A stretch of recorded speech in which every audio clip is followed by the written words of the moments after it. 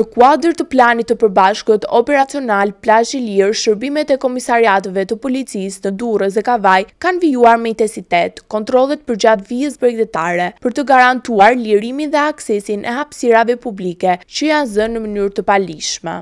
Gjatë kontrolleve të fundit të zhvilluara në plazhet e Surrilës, Spilez dhe në Kepin e Rodonit, janë evidentuar dhe më pas hequr nga hapësirat publike 169 komplete çadrash dhe shezlongësh, të cilat ishin vendosur nga 3 persona pa lejen përkatëse. Këto pajisje kishin zënë sipërfaqe të konsiderueshme dhe pengonin qarkullimin e lirë dhe përdorimin e plazhit nga pushuesit dhe qytetarët. Në lidhje me këtë aksion, policia ka proceduar penalisht në gjendje të lirë 3 shtetasit përgjegjës për vendosjen e këtyre pajisjeve pa autorizimin në hapësirat publike, duke akuzuar për veprën penale, zënja e palishme e hapësirave publike.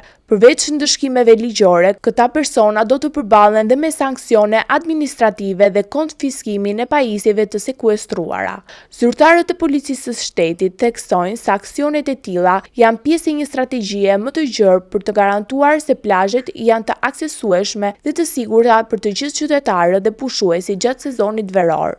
Kontrolli i vazhdueshëm synon që të parandalojë zënjen e palishme të hapësirave nga individ apo subjekt që operojnë pa leje, duke synuar interesin publik. Autoritetet bëjnë apel për respektimin e ligjit dhe nxisin subjektet private që të operojnë në vijën bregdetare të bëjnë regjistrimin dhe pajisjen me dokumentacionin ligjor për aktivitetin e tyre, duke garantuar kështu një sezon turistik të qetë dhe të rregullt.